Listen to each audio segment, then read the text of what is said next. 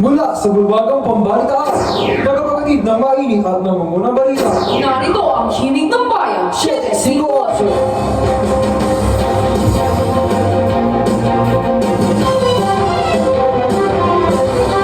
Mga balitang nakakabuo ng damdamin. Inyong mga matay tiyak na Ang mumulati. mga maririnig ay huwag babaliwalain. 758. Ang oras natin ngayon ay alas 12 ng tanghali. Ngayong araw ng linggo ay hatid sa inyo ng Kimbap Sarap. Gawa sa iba't ibang masustansyang sangkap, sa sobrang sarap ay parang nasa ulap.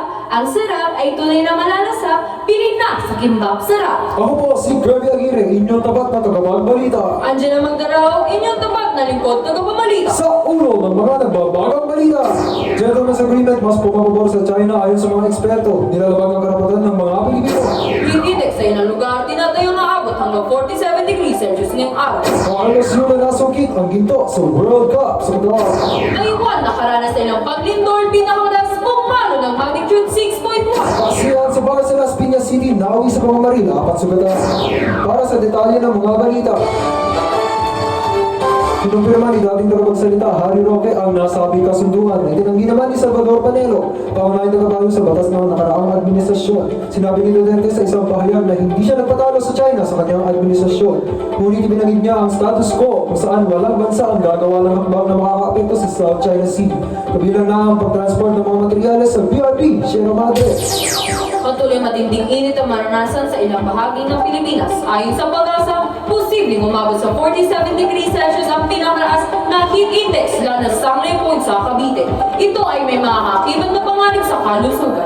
Gayunpaman, may tsansa pa rin na makalat-kalat ng pagulan sa ibang lugar dahil sa Intertropical Convergence Zone. Sa mga probinsya tulad ng Basilan, Sulu at Tawi-Tawi, inaasahan magdulot ng pagulan, kulo at kidlat ang maulap na papawiri. Muling magbabalik ang himig ng bayan. 758.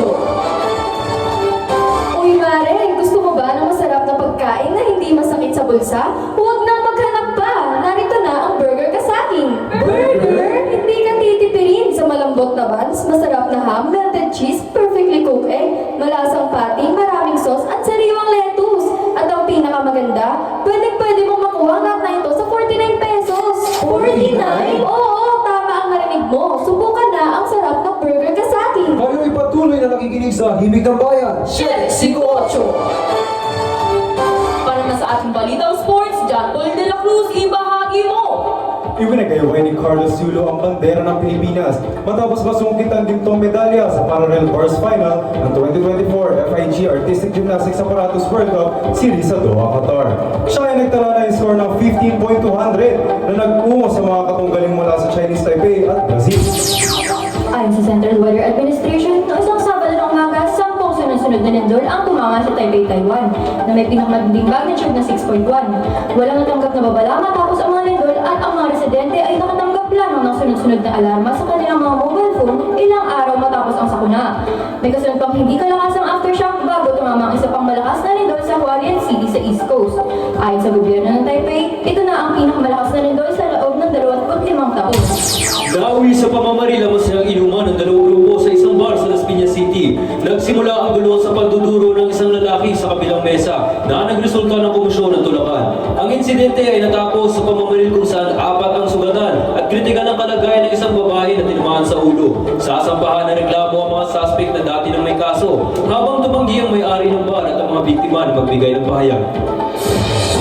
Yan po ang 5 minutong pagbabalita mula sa himig ng bayan. Pagpapagid ng maiinit at nangungunang balita. Mga balita na nakakukaw ng dasal. Inyong mga matay tiyak na mumulati. Ang mga narinig ay huwag babaliwalain. 758.